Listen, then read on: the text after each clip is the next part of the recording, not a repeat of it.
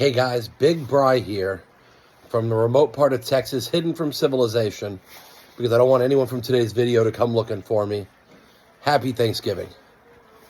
Love you guys. It's amazing. Thanks for tuning in. A couple of great things for you. I teased it yesterday.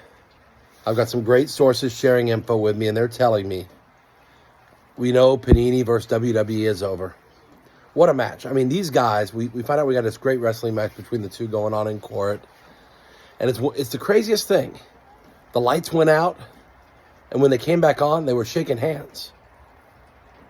It's like, who goes to a wrestling match to see who doesn't win? We don't know who won. So a lot of people assume this thing was a draw. I don't think so. What I'm hearing from my sources, who are pretty dang good, I'm hearing that basically they made an agreement. Panini will be allowed to finish. This is what I'm hearing only. Don't know for fact. But I'm hearing that Panini will be allowed to finish the products that are already in the works and to move the rest of those assets. Because you know how it is. We buy all these autographs as companies, and we have to use them somewhere. We have to use our assets somewhere. Same thing here. So what I'm hearing is they're going to get to use the assets they have left, finish the products that are in the hopper, and be done with it. Fanatics will take over right after, or now. I'm not sure exactly when, but Fanatics will take over early. So, is it a draw? Not so quick. Yeah, Panini's getting to finish their stuff, but they're losing the license early. The reason? They were going to lose the lawsuit, realistically. On a technicality, I don't think they probably fulfilled all the obligations in the agreement, and they were going to probably lose the lawsuit. It was very, very smart on their part to settle it, get it over with, be done with it. I don't think it's a monster category anyway, frankly. Honestly, it's a very tiny piece of business, and I don't think anyone's gotten rich making WWE. Move on. Time to move on to brighter, different things. Find a new place. Even making unlicensed sports is better than wrestling. Trust me. So, that's the good part for Panini. Good part for Fanatics, they're going to start early. That was the whole goal, right? The problem is when the lights were off, I get the feeling it wasn't just these two guys shook hands.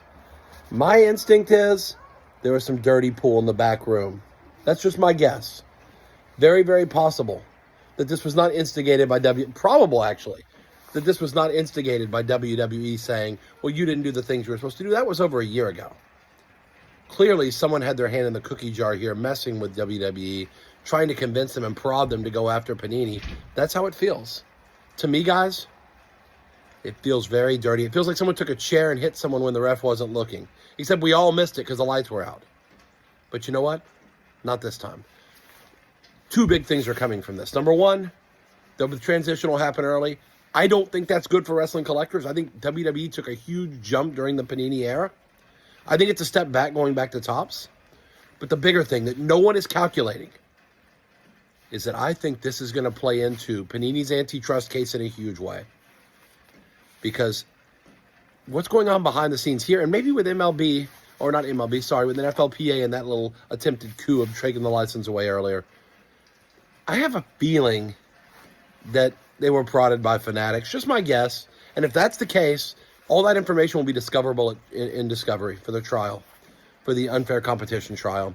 And if Fanatics was the prodder of WWE to do this, even though Panini may not have fully lived up to their agreement, a tortious interference claim is right there.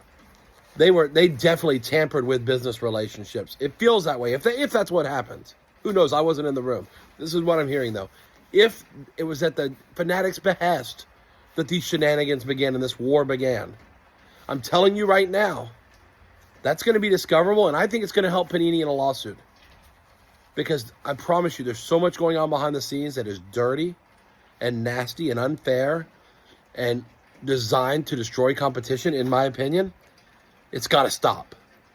So, that's what I hear. It's not a draw.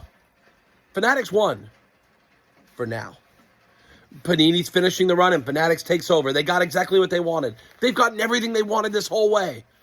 But that's almost done too. Because if Panini has what it takes to stick this trial through and go all the way, they're going to win. And this WWE SmackDown, pun intended, is going to be on Fanatics, not Panini. Anyway, happy Thanksgiving. Check out this view. Beautiful treat area. Anyone I might have pissed off with this video, you can't find me. So good luck to you. Guys, happy Thanksgiving. And I just hope the real battle, this was like a tease, Panini versus WWE. I hope when the big one comes, Panini versus Fanatics, that it stays in the ring and the lights don't go off. And we get to see the truth of what really happened. Man, that'll be a blast. Happy Thanksgiving, guys. Subscribe to the channel. I'll have another one for you soon. Be good.